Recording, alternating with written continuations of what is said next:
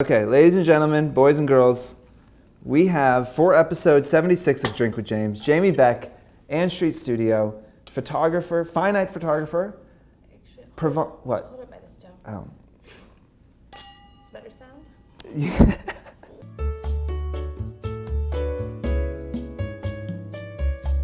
Taker of beautiful taker of beautiful photos. I met Jamie almost, I don't know, 8-9 years ago through the internet. She has since invented cinemagraphs. Co-invented cinemagraphs. She has shot for pretty much every amazing brand in the world. Had your work in every magazine. You're not the cover of Vogue yet, but you will. I'm working on it. You will get there. I have absolutely no doubt. And I've recently dropped everything and moved to Provence for a year. So Jamie and I are already most of the way through a bottle of Veuve. And as always, I did this intro at the end, but you guys are in for a treat. So here we go. This is something, we had a conference, this is real, this is happening. The rest of We had a conference recently. There was a really good speaker that was saying that what frustrates her sometimes in the influencer space is that there's too many influencers that are like this, like, what can I get out of this? And not enough of what can I put into the world? Sure. And I think what value can I give? What value am I giving to my followers or to my people, I get that. And I think why I you're so much different than, well, most people, but also certainly the people. Certainly the people that are watching the show. Look, I used to shoot. I got out of it. I wanted to start this business. You were great. Thank you. Yeah. But I wasn't an artist. I wouldn't be able to wake up every day. I was lucky. You got a good eye. You're good socializing, and you dress well. I'm good at drinking, and I dress well, and I had a decent eye. But you're like the typical douchebag male photographer. Exactly. I could have killed it. No, but I think that what I wanted you on here was because I think that every day you do wake up and you're like, what can I put into the world? And for someone who's but someone who's doing more like style, outfit of the day type stuff. What can they take from the art kind of artist mentality that you have? And I don't know if you have advice in that way, but I think even though the things that you create and the way you structure and live your life is so much different than most people, what do you think that is a takeaway from you that people could take from you as creatives? I think the biggest thing is to stop talking at people and talk with people. That's my biggest thing with some of the influencers that I follow. It's just they're always telling me what to do, what to buy, and they're not having a conversation with me.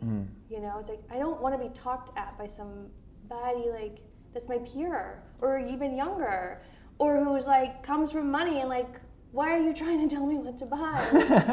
Get a job. Right. I don't know. So I just don't like being talked at sometimes. And I think discovery is one of the best, most powerful things we can share.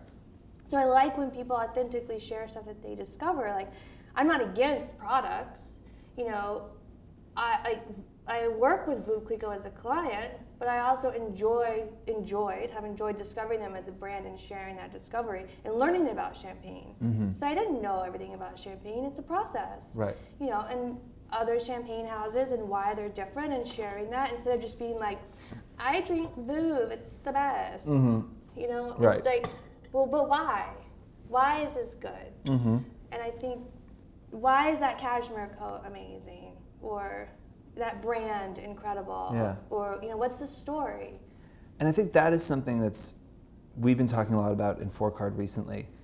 And when our world was starting out, that's what people did. They were just giving real advice of I actually legitimately love Tom Brown, and that is a thing that I love, and I am excited to share it. And it's super authentic. Yeah. Yeah. And it's getting harder and harder with everyone just being I love this thing, #sponsor, and it's do you? But do you? Right. Right, exactly. Because it doesn't sound like you do. And I've never seen you use that before. Right. I didn't see you find it and be this is cool. And you do some. You don't. you know, you're not an influencer in the traditional sense. Obviously, you're a fine art photographer. But I do influence people. We were just talking about when I first got here, the Sony cameras. Like a lot of people have bought that camera, and I'm happy for it because I think it's a great product, and I use it every day. I love it. So that's and you fine. do some, you know, you do some brand integrations into your feed. You know, you recently did some stuff with Grey Goose. Yeah. You know, but like that's my favorite vodka that I drink. Right. It's Barack Obama's vodka.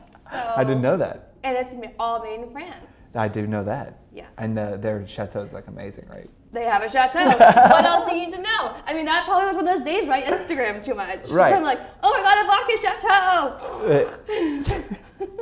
It's a whole nother, like, just, Jamie has seen so many chateaux. I mean, you're just on like a chateau. I'm on a chateau kick. tour. My dream is to buy a chateau, but like a rundown one. Right. And like we're outside's inside, inside's outside. So let's start at the beginning. Okay, you grew a mustache. I grew. That's not the beginning. That's the end. I met you through Tumblr.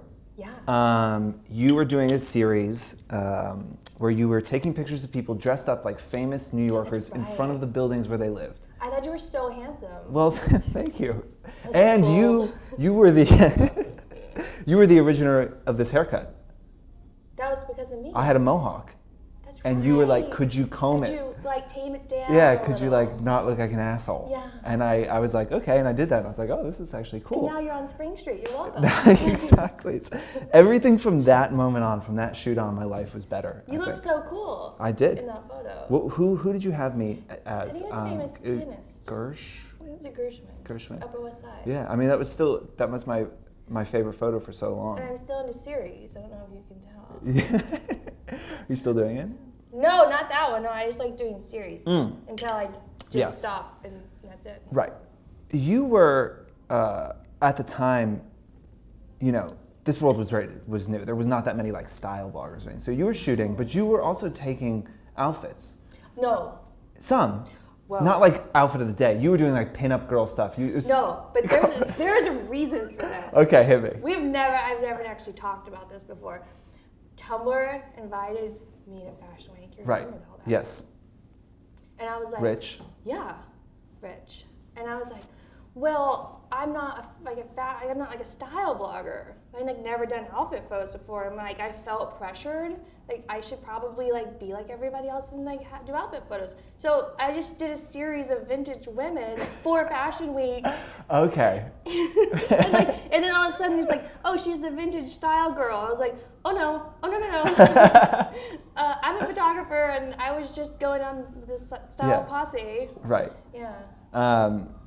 So you went to school for photography, right? I went to FIT. I actually didn't know that. Yeah, I don't For some reason, I think it. like just because you love Savannah, I know. I think of wish I SCAD. had gone to SCAD. Yeah, SCAD's the best. SCAD's the best. SCAD is the best school. If I could do it over again, I'd go to SCAD. Sometimes I fantasize about just going to SCAD. Well, you like teach there now, sometimes. So I do. I just taught there. I just taught for the Right. workshop this past summer. I don't know if you need to go there if you're teaching there. And it was just like slide from behind the desk into like the audience, like to like the classroom. I took my niece, who's 12, to Lacoste and walked around and was like, "There's a school here you can go to," you know. And she was just like, "I'm going to SCAD." Oh, that's such a good uncle move. Yeah, she was into it. She was like, I mean, that's one of my favorite little villages. The problem is that when I went to school, it was film, and I graduated into a digital world. Right. And my school like wasn't, they just weren't a part of the digital. Right. So it was really useless. And I was like so obsessed with photography because I mentioned when I was 13. I already had known everything when I got to college because I read the books and I took pictures every day and like, that's what was my whole life. Right. So it was really just wasn't challenging enough for me. And do you have a bit of that like, you're obviously curious, but you seem to like get an idea and you're like, I'm gonna perfect this.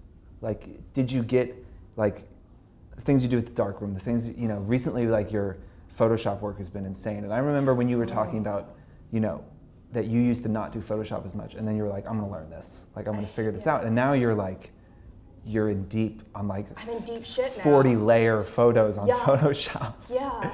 But was that always you? Were you always as a kid, were you like, I'm gonna go like, I'm into photography. I'm gonna basically learn everything that they would teach me in college before I even get to college. Is that like your personality? Basically saying like, are you a nerd?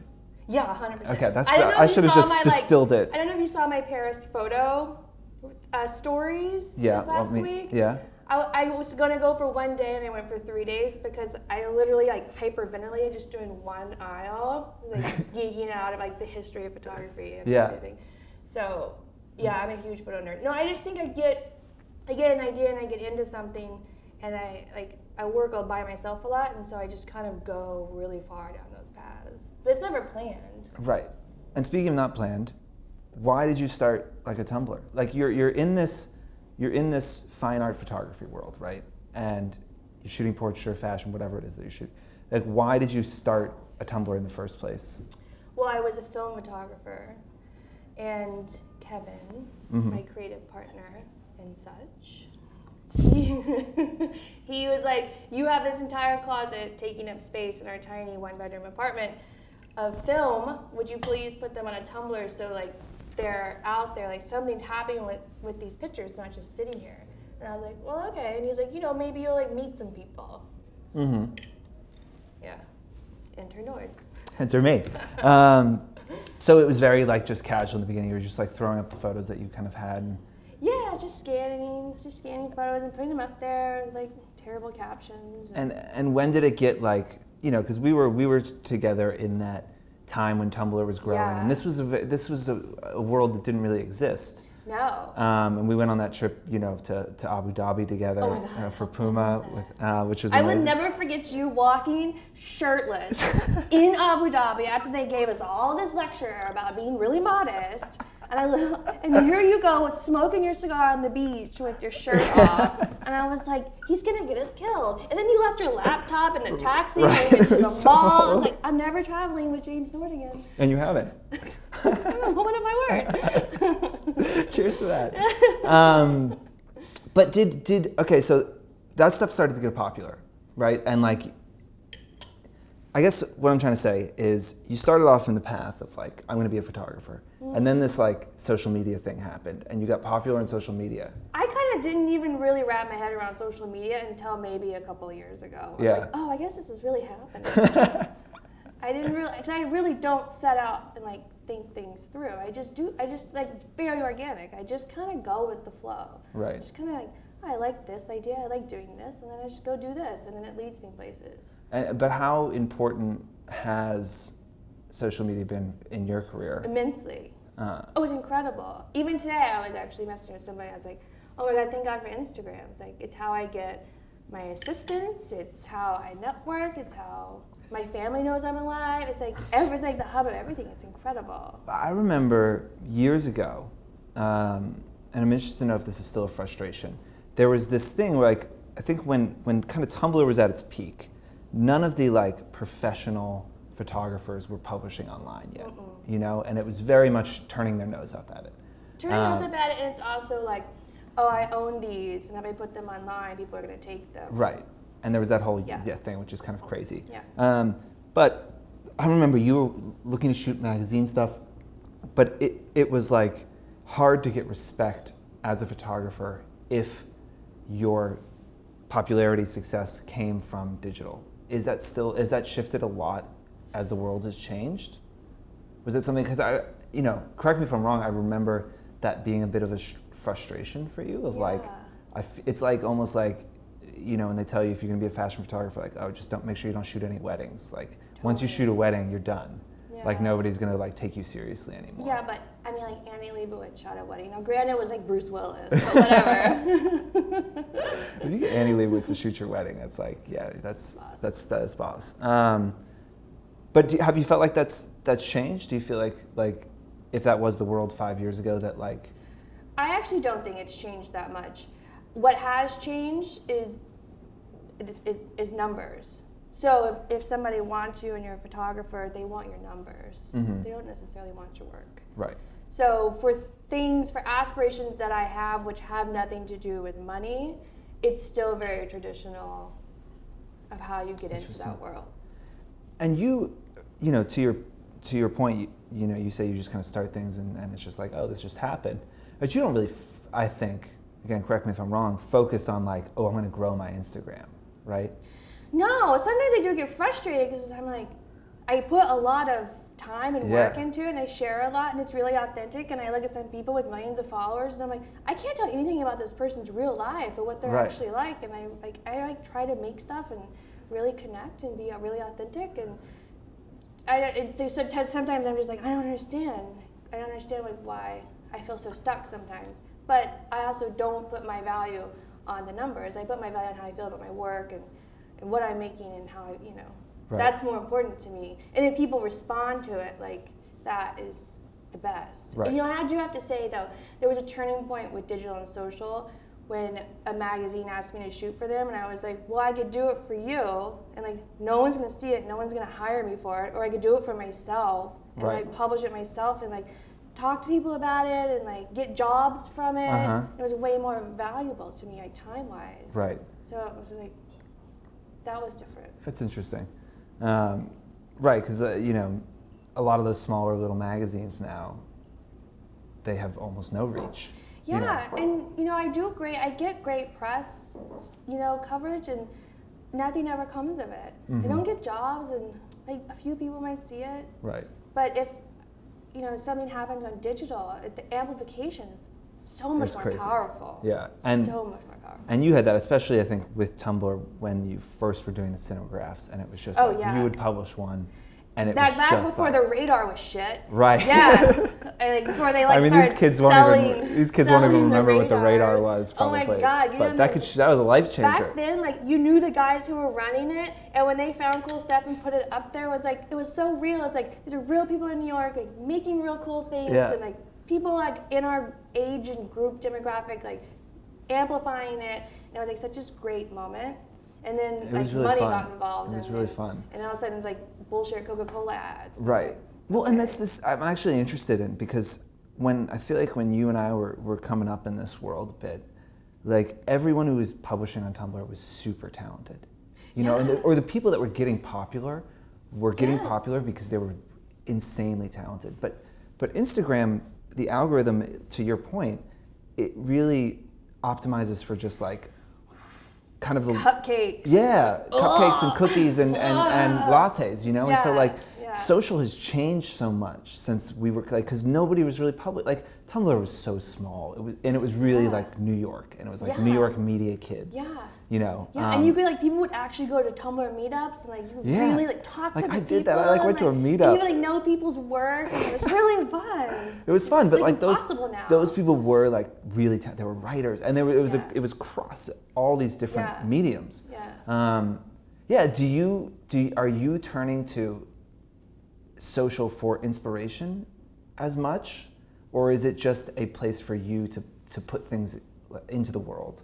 It's weird. It changes depending on where I am emotionally, because sometimes I open it and I'll go down rabbit holes of inspiration. And I'm very organized in my saves, like I have stuff for Provence, I have stuff for outfits, like whatever.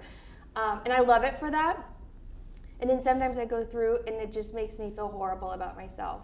Like real talk. Right. Like sometimes Instagram is just like, well, I don't have that big, beautiful house. I don't have that much money to buy that dress. And like, I'll never be that skinny because I hate working out. And, it's like, some days it just really feels like I actually did a self-portrait based on that feeling.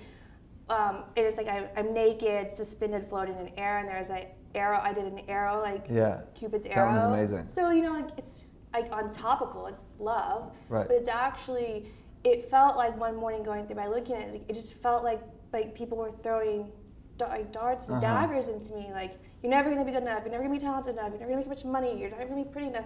And it just felt like I was being shot all over. Yeah. And so that was what that was.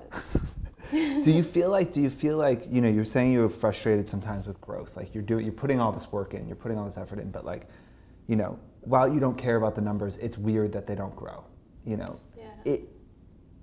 What am I trying to say? Is it, I guess, like, why do it? If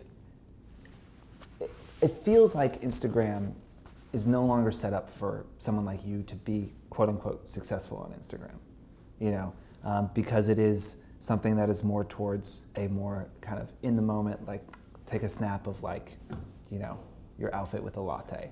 Yeah. And I miss those like weirder, more artistic parts of the internet. do you feel ever like, yeah, like I don't really know why I'm, like you have this amazing career as a photographer that probably would exist now without Instagram, but you're putting a lot of more time than I think you've ever have before into these platforms. Yeah, for sure. Well, I streamlined it all to Instagram. Right. Everything else is just kind of a regurgitation of that. Yes. But I do put daily a lot of effort into it. Yeah. But it's because like I'm gonna make this stuff. Right. I'm gonna make the same thing, and it's nice just to have a place for it to go.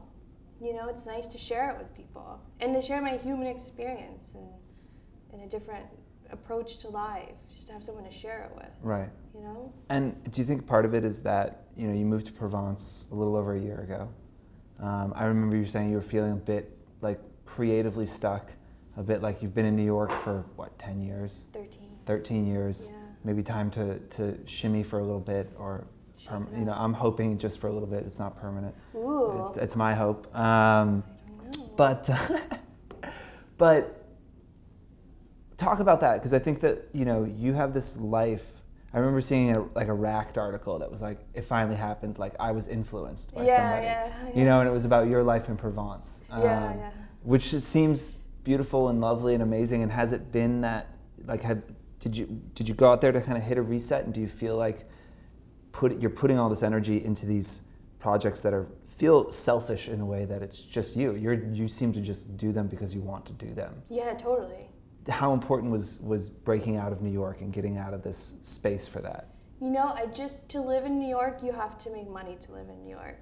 And I always wanted to be very successful, and I love working, and I love collaborating with people, but you have to do it to survive in New York City. So I barely ever had time to do personal projects.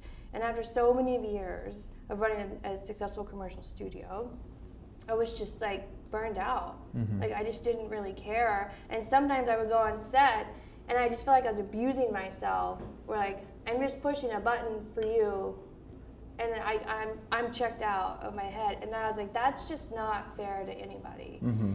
And I just wanted to like take a break from all of it. And like I was just so unhealthy, in my behavior and my mental state and everything. And I just wanted to like wash it away. And I did. And to be honest, what really happened, like that is what happened that made me move to Provence. But it was I was coming back from a really long job over the summer. I had no summer. I spent 2 weeks on a shoot. I was coming back on an overseas flight. I swear I thought someone was going to do a terrorist attack on the plane. And the first thought I had in my mind was, great, now I'm never going to know what it's like to live in France. Mm-hmm. So I was already like pissed that like I had no life. I just worked. And then I was like, well, fuck. So I was like, well, if that's what I think, that's like the thought that pops into my head, I should probably do that. Right. So I made a promise to myself, if the plane lands, I'm going to do that. And I really did. It was like, I think my subconscious taking over, being like, wake up. Yeah. Like, go live a life. Go take your life back. And I was terrified, and I had no idea if it was going to work out. Like, I moved to a town I'd never been to an apartment I'd never seen. Like, I had no idea if my landlords are real people. It was like terrifying. I don't speak the language. I still don't speak the language. Right. But it all worked out. I mean, I did spend like a week crying, but then after that, it all worked out. But you said go live a life. But I think that like, what's interesting is that I think most people look at your life, the life you had, traveling around the world, shooting for amazing clients, like making all this money, doing all this amazing stuff. You fucking invented cinemagraphs. Like, you had a life. Yeah. Like, and you were so in demand as a creator, as a photographer, and making cinemagraphs, as I'm sure you still are. But to be like, cool, no, I'm gonna like, not only did you move to France, but it seems like you've also just pulled back on the jobs that you take. Yeah, it's wonderful. I was terrified. I would never say no to a job. Right. And I was terrified to not work. And now it's been the most liberating thing. And the freedom, and I'm actually like super protective of my time now. Right. Because I think the growth that you can have when you're by yourself, when you start creating, is going to be so much more valuable in the end for the people. It's like, just give me a break, and I'll come back to you better, smarter. Mm-hmm. We can make better things together. So. How long did it take you to, 'cause I think there's probably a lot of people that have a lot of questions about, your last year. Because I think it's something a lot of people fantasize about. Oh God, you said your last year. I was like, am I dying? I read it as like, oh, I have 1 year. Your last year, no. 1 year to live. And I was like, did I just forget something important? No, but the last year, I think there's probably a lot of questions. Like how long, just from viewing it, it felt like, I can't remember when it felt like you were like hit your stride, I can't believe you actually noticed that because I don't think people notice that. I really appreciate that you noticed that. It took me about 6 months to unwind from New York City. I was just kind of this like knotted ball. How I was do you dependent on the city and dependent on. Right, and you got events every night, totally. And you're like, we're drinking at the, at where do we like to drink? The Carlisle, and it's this, and then all this, and then the meetings, and then go, and like the staff and the jobs and then you're and just, the people. And it's like, I remember you're like, I'm in a town that doesn't have a fucking restaurant. Yeah, it's like, so small. I was like, oh, nothing's open on Sunday. Oh my God, there's no Seamless, there's no Amazon Prime. Right. Like you can order stuff next day delivery. Sometimes it takes 2 weeks. Right. Like you just kind of like wish in a prayer every time you click send. Yeah, it was like huge learning curve, and now I've learned patience through all of this, which is like one of the best gifts of living in Provence. Because I was the most impatient person before. Now I'm very much like, it'll be fine. Everything will be fine. Like just chill. Right. So there's been some good takeaways. What was the question though? I think it was like hitting your stride. You said 6 months, which I definitely noticed. I noticed a shift, and now it feels like you have a job, which is like you really have this like structured way that you're creating every day. So it took me 6 months to unwind, and then I started getting into like the personal work, personal projects, and then like another few months of kind of like crap that I'm like, God, I wish I should delete. Yeah. It's so embarrassing now. And then now I'm kind of rowing along with it. Right. But it takes me a while when I get back. Like when I come back from New York, I can't just walk into my life in Provence and like pick up where I left off. It's like the work is from the rhythm. The work is the breath of the life. Yeah. And I have to like get back into that meditation of that life to start making that work again.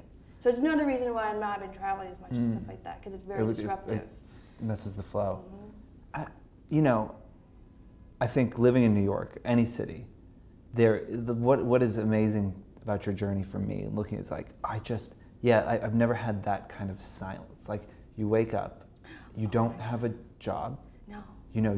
There's oh my God, that sounds so douchey now. No, but it's just like it's I have total freedom.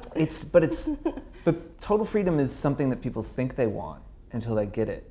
And then they're probably like, it takes a specific person who can deal with it, because you have to be I don't get up and I'm like, I don't have anyone to talk to or anything. Like, it's like, I like solitude. Right. And I really get going. Like, I have a million things I want to do in a place where there's nothing to do. Mm-hmm. But that's just kind of how I'm wired. There are some people that would be like, I gotta go, find something to do. Someone's gotta entertain me. Yeah, but that's not me. Right. So you went there. I remember you were like, I'm gonna go shoot inspiring women in Provence. Yeah. And then you ended up shooting yourself. Well, I couldn't find anyone inspiring, so I just got to shoot myself.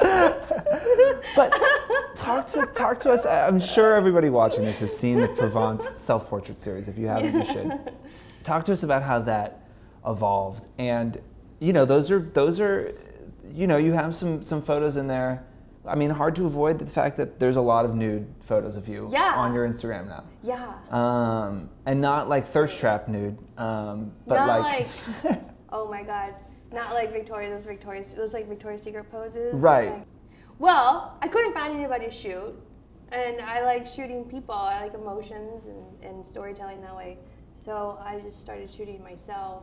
But it took, like I told you, there's a couple of months where I was doing it, but it's all junk. It's just like figuring it out where it was going.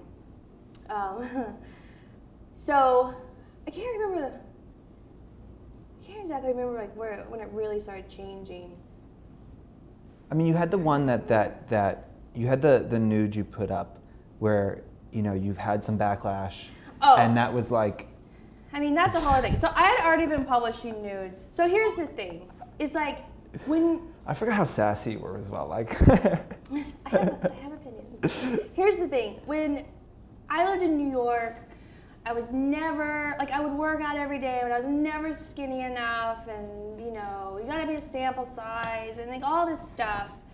And I moved to Provence, and I was like, I'm just not gonna do any of my whole life, and I'm just gonna like live and figure it out. And I like gained a little bit of weight, but like not, just like I was a little bit curvier than I was in New York. And I was like, I feel really beautiful. And not because of the shape of my body, not because I'm bigger or smaller or anything like that. It's like, I just feel really beautiful because I was so happy. And like, it's so authentic. My life was just so authentic, and I was like away from so much stress and like just blissed out. I'm like, I feel great. I feel like a goddess. I feel like an earth goddess. It's like I never wear shoes, and like I play in the garden, and I like play with bugs and slugs, and I'm like rediscovering nature like it's new. Right. Like it's like the new thing in town. It's been here longer than humans. And I'm like, oh my god. So I just started shooting myself like that because it was just so. I was like rediscovering like who I was as a woman, and like how great it was, like all these things that I was always tearing myself down for in the city because you're always comparing, you know. And I was like, oh, it just felt great. And then I posted one where there's like a little side nip, and I thought it looked so pretty. Right, tasteful side nip. So delicate. Yeah. It was really tasteful. It's a really dark picture, and it was very much like the linen. I had the linen blowing, so it was blurred. So it was supposed to be kind of like a winged victory kind of thing, because I felt victorious over my body in France, and France had given me that freedom. And it was my family who freaked out, which was like really weird to me, and like calling me trash stuff like that. I'm like, how can you not understand like how beautiful this is? Like, it just didn't make any sense to me. But the coolest thing that happened was like I really realized how strong the community was. The people who did get it, that do follow me, and have supported me, and like it really made us like bond through all of that. And so I didn't let them win because it just empowered me, and it made the audience stronger. And it like I don't usually explain what's behind my photographs because I want people to make their own interpretation based on their lives. And I did repost it, and I did explain like why am I posting pictures of myself nude, right? You know. And I felt like that was a real turning point for it, as far as just like, you know, like creatively as well. Because I feel like you were kind of like, you were circling the idea a little bit, and then like it just, you know, it's all been so beautiful and like ambitious. And I think that's another thing that's interesting. You know, we're in this world where everything's like immediate, you know, and it's like, how, you know, let's get a photo. I mean, we had this amazing influencer on here who was like, talked about how, you know, she stopped using professional photos. She started just taking Instagram photos of or iPhone photos of herself, and that like fueled her growth. And it's interesting that like that is stuff that people want. And I think that like you've got Insta stories and Snapchat and Instagram and your blog and your Facebook and your Twitter and all these things, and like you will spend, you know, that photo you did like the Last Supper. Oh my God. Right, was so ambitious. It was. I was like, I think about that, and I'm like, oh, is that? I mean, how much time did you spend on that image? I mean, it took a long time. Conceptually, it didn't take that long. Like I had the idea. I became obsessed with it. I just sat down with the journal, and I started putting all these like characters of like fractions of me together. You know, because I was going over like who was I in New York and who am I and all that stuff. So I wanted to like breaking myself down, and this is kind of what that is. And then I put all the outfits together, and then I just spent one whole day shooting it as fast as possible because the light changes. So I use natural light with everything. And then it's 3 days full-time editing that thing. That's wild. I don't even know if I would have finished it, but you know Giuseppe. I have it. I bought it. I know. I have it. He's it's like, beautiful. I need it. And it was like already late. And I was like, I guess I'll finish it. I don't know if I ever would have finished it. It was crazy. But I think that, you know, what we were saying earlier, like, that's not how the internet thinks about things anymore. It's not like I'm going to spend a week on one photo. No, and you know, I actually read an article recently about a girl who started out as like a Vogue stylist, and now she literally just gets booked to do fashion campaigns with, she like iPhone, because she's a stylist, so she can style a model, and then they just go places and she shoots on their iPhone. And like Aline Fisher did her ad campaign with this girl using her iPhone. I'm like, half of it I think is absolutely genius. Right. I'm like, oh my God, I wish I had thought about that, because he's schlepping all this stuff around, like assistants and all these people and all this. Like, you're like 300 layers into a Photoshop file. And like she's just like hanging out like two cool girls on the street corner, like making a living. I'm like, that's genius. And then the other half of me is like, but who's gonna remember this photo? Like, right. what, like, where's the real storytelling? Where's the artistry? And like, there's the passion and the blood. Yeah. And, you know. So then, I know. We had It's that. awesome. I mean, we had that experience even back in Abu Dhabi. Remember, we had some Instagrammers with us, and at the time, Instagram was a joke. Nobody used it. Yeah. Remember? And we would like get back to the hotel, and we'd be editing and we'd be the like Tumblr. furiously editing, and they would be like sitting by the pool, and we'd be like, "What the fuck is this? Yeah. This is crazy. They're done. They Yeah. just like hit publish. Yeah. Like Valencia, boom, publish, done. Yeah. And it seemed so crazy. I did not. That was my big. I did not see Instagram working. I thought it was not going to work. I thought it was I thought it was ridiculous. I never really thought about it that hard. This is why you have a nice suit and a nice office. Right, or yeah. I'm the one with the good life. I'm the dusty Provence man that smells like a fireplace right now. I'm the one with the good life. That's right, definitely. I want to talk a little bit about storytelling. This is a question I don't know the answer to, and it's very interesting. I think that you have, consistently the best Insta stories in my feed. Awesome. But see, again, I didn't plan that. Like, why? So that's for awesome. me, it feels like, people. I talk about you embarrassingly more than I probably will admit to you. I respect you. I look up to you. And you're a big man, James. It's tough for me to say, but it's true. I'm glad it's on camera. You get that sound bite? That's gonna be your ringtone. I look up to you. I look up to you. And I don't ever answer my phone, so it's just gonna go, go, go. I didn't even know you have a phone. Well, you I usually text didn't. someone else. Yeah. Anyway, look. I know people are like, oh, that can't be her life. I was like, no, that is her. That is Jamie. That is her life. Yeah. But you document it in a way that, for me, feels like either you knew exactly what you're going to do the whole day and you have this story, or like I honestly feel like it's like you live the day and then you go back in time and you're like, okay, now I'm going to document. Like now I know how to put it together. Again, I know you're just doing this on the fly, but how you make it feel like such a cohesive story, and it just has this cadence that's really nice. Like, how much time are you spending on this? Let me just tell you a little bit of truth. Some days where I'm like, okay, so I get back to Provence, I have a few days, I get into the rhythm, oh my God, there's some cool grapes, I want to do a still life with grapes, right? I don't really know yet what that's going to be. And some days I'll start that story, like we're going to make something together, and I'm terrified that I'm going to have to go back in the day and delete everything because it didn't work, and be like, never mind, that was bad, never mind, undo. It's like, sometimes I just don't know. But it's also like, you just start going and then everything starts unfolding. But I actually use stories as like a way to talk to myself, like problem solve through things and to like see it. So even though there are people watching, it's like I kind of use it as like a second subconscious or something. That's interesting. Because you definitely have two. You have like the storytelling one of like, I'm going to the market and I'm doing this and this is my day.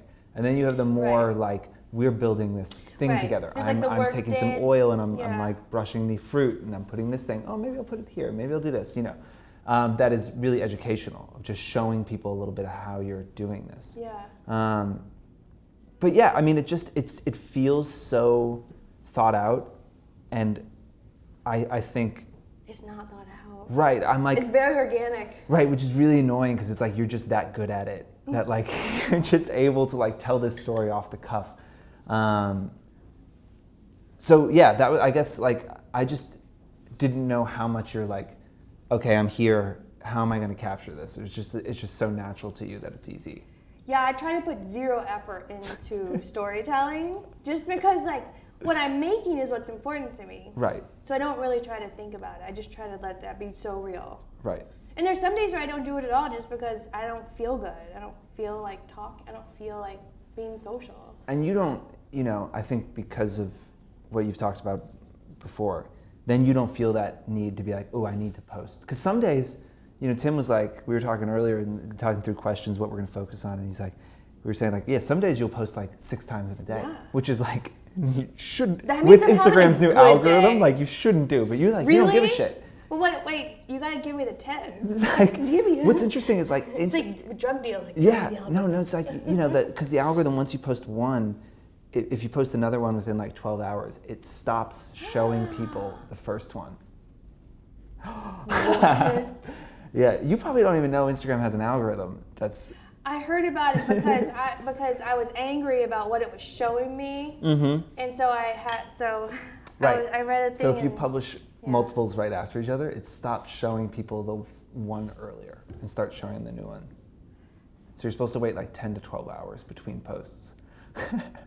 It's obvious to anyone that you care about the work that you create so much. But time and time again in this interview, you're like also clear that you don't care so much about, like you said, you don't really care about Insta stories. Like you don't put a lot of effort into it. I care about them. I don't like make a plan. Well, because I'm sure you see influencers now, like Insta stories are becoming like little movies.